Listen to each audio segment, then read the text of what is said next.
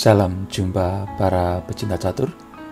Jumpa lagi dengan saya Suwaji, dan kali ini akan kita ulas permainan sang maestro catur yang penggemarnya begitu fanatik terhadap partai-partainya yang fenomenal.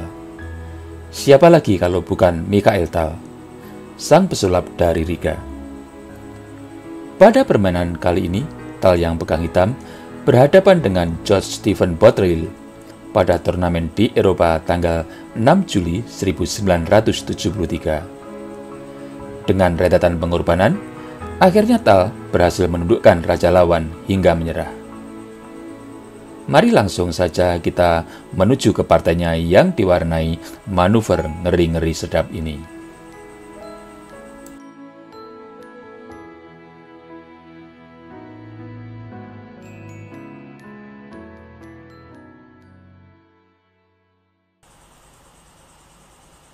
George Stephen Botterill mengawali permainan dengan pion E4 dan Mikhail Tal menjawab dengan pion C5, sebuah pembukaan Sisilia.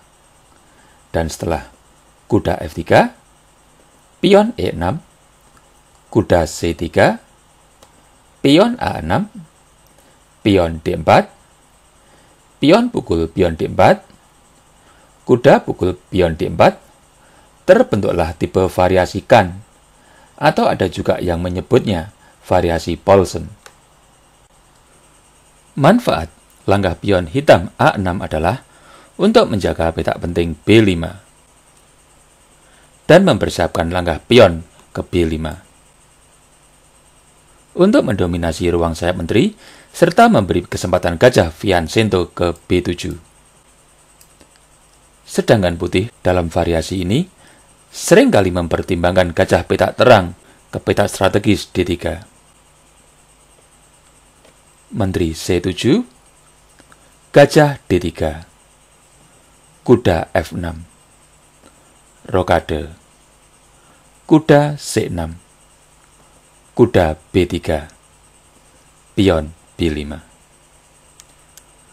Posisi ini juga pernah terjadi pada partainya Hikaru Nakamura pada kejuaraan New York Masters yang ke-125 tanggal 16 November 2004 saat menghadapi Alexander Stimpunski, yang mana waktu itu Nakamura melangkah pion F4 untuk memperkokoh kekuatan pusat dan juga mempersiapkan ekspansi sayap raja, dan hitam membalas dengan pion D6 untuk mencegah dominasi putih di pusat. Dan permainan berhasil dimenangkan oleh Nakamura setelah langkah ke-30. Namun dalam permainan ini, putih melangkah gajah G5, sebuah pengembangan gajah ke petak strategis dengan tempo tekan kuda. Dan hitam mencoba menyeimbangkan kedudukan kuda dengan gajah E7. Menteri E2, gajah B7, benteng A E1, pion D6, pion A3, pion B4, mencoba merusak formasi pion-pion putih sayap menteri, dan mencoba adanya kemungkinan kuda bisa menempati petak B4 yang cukup ideal. Pion A kali pion B4, kuda kali pion B4, benteng A1, rokade, kuda A5, mencoba menukar kudanya dengan gajah hitam B7 yang aktif, gajah C8, gajah C4, benteng B8. Di sini langkah sederhana benteng F ke D1 untuk mengontrol lajur setengah terbuka, atau mungkin reposisi gajah ke petak B3 yang lebih aman, juga layak dipertimbangkan. Namun putih lebih memilih langkah pion F4, sebuah langkah tajam untuk menguasai sayap raja, walau di sisi lain membuat diagonal A7 G1 menjadi lemah. Pion D5, pion E5, gajah C5 skak, raja H1, kuda D7, gajah D3. Mengamankan diri dari ancaman pion hitam dan untuk memberi tekanan, pion H7. Dan hitam memukul gajah putih yang sangat aktif dengan kuda pukul gajah D3. Dengan tempo, memberi kesempatan benteng di B8 untuk menekan pion B2. Dan di sini, pukul kuda dengan pion tentu akan memberi kesempatan gajah hitam ke B4 untuk memenangkan kuda, karena kuda A5 dalam kondisi tertekan. Oleh karena itu, putih melangkah, menteri pukul kuda D3. Benteng pukul pion B2, kuda B3, mencoba mengisolasi benteng hitam dan memenangkannya.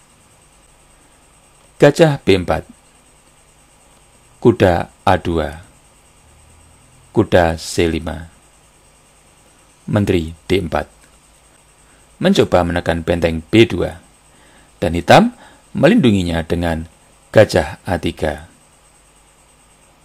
menteri C3, menteri B6, kuda D2. Memberi jalan bagi menteri untuk menekan gajah A3. Dan di sini, hitam menukar bentengnya dengan kuda A2 dalam kondisi desperado. Dan putih pun memukul benteng A2 tersebut. Gajah B4, menteri B2. Meskipun langkah sederhana kuda D7 juga layak dilakukan, namun Tal ambil langkah super berani dan menantang dengan pion D4. Mengorbankan pion dan juga membiarkan petak C4 lemah dengan tujuan agar gajah hitam petak terang bisa keluar dari karantina yang dibangun pion-pionnya sendiri dan bisa memonitor diagonal penting A8H1. Dan putih mencoba memanfaatkan petak C4 yang kelihatan ideal dengan kuda C4. Menteri B5, menteri pukul pion D4. Gajah B7, pion C3. Di sini langkah sederhana gajah ke D5,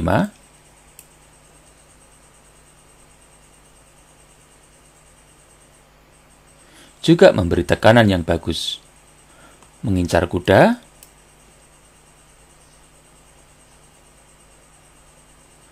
dan mempersiapkan melancarkan taktik garpu terhadap dua benteng putih.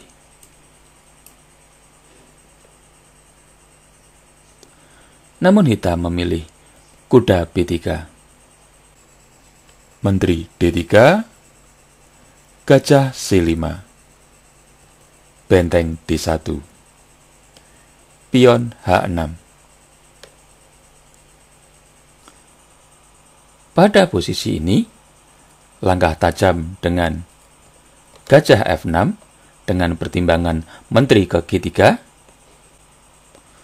untuk menekan pion G7 akan memberi tekanan berat terhadap hitam. Dan bila pion pukul gajah F6, pion pukul pion F6, menteri putih bisa bersiap meluncur ke G3. Dan bila raja hitam melangkah ke H8, maka menteri tetap ke G3. Ancaman skakmat dengan menteri ke G7.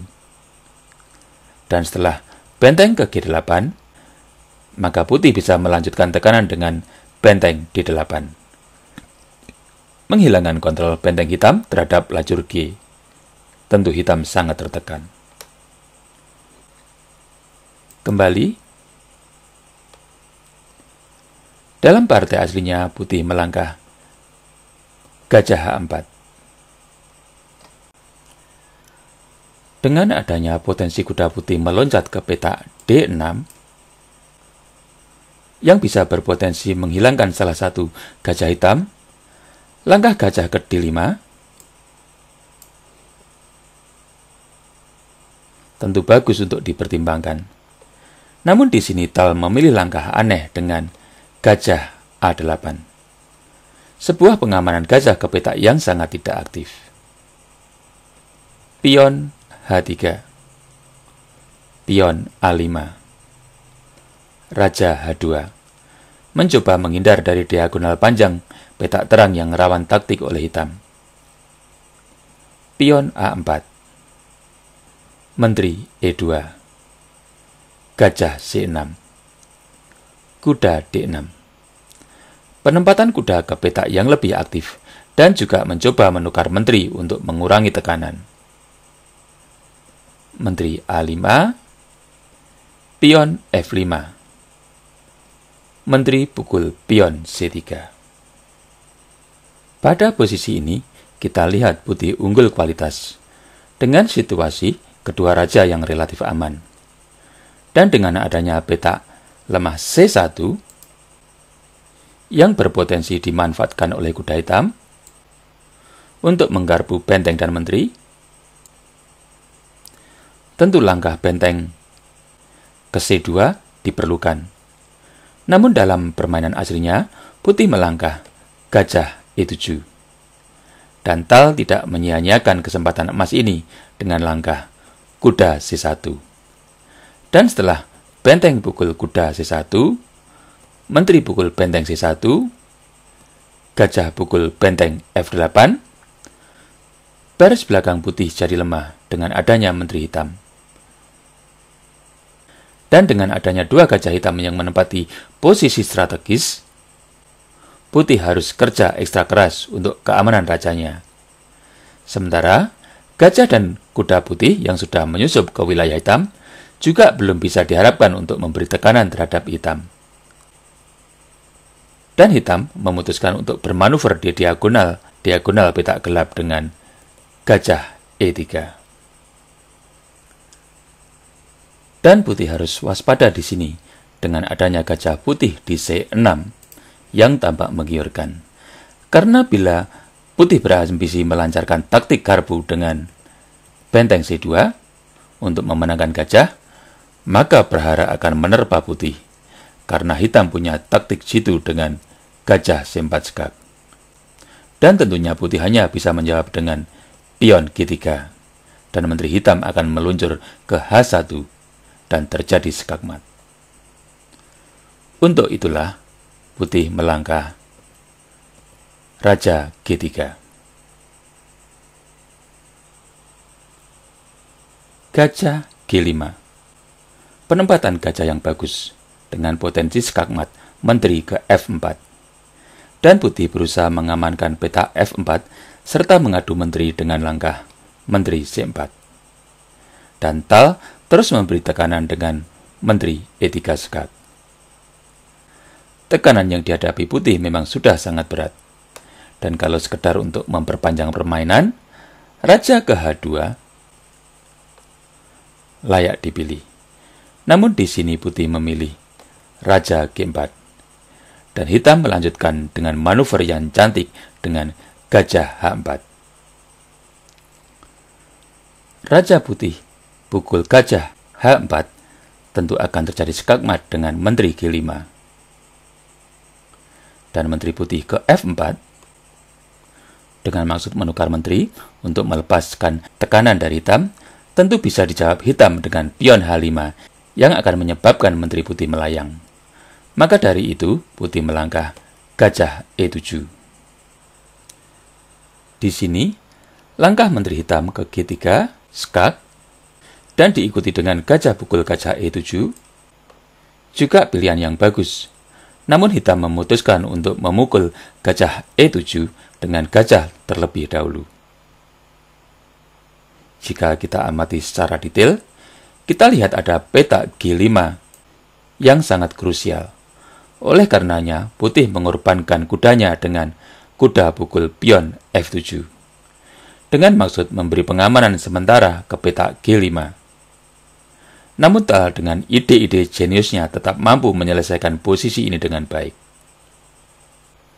Dan sekarang giliran para pecinta catur untuk menebak langkah terbaik dari hitam untuk memperoleh kemenangan, seperti yang dilangkahkan pecatur legendaris yang mendapat julukan pesulap dari Riga karena langkah-langkahnya yang fenomenal dan fantastis. Dan silakan di-post videonya bila dirasa perlu lebih banyak waktu.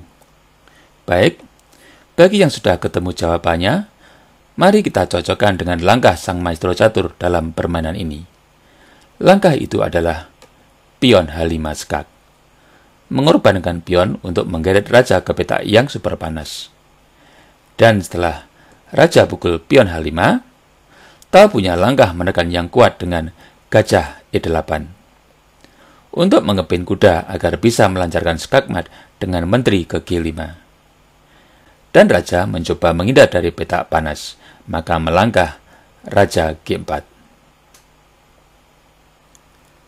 Dan kini akan saya berikan kesempatan lagi untuk menebak langkah apakah yang terbaik bagi hitam untuk tetap menjaga inisiatif dan bisa menciptakan potensi skakmat terhadap Raja Putih, yang juga menjadi langkah pilihan Mikhail Tal.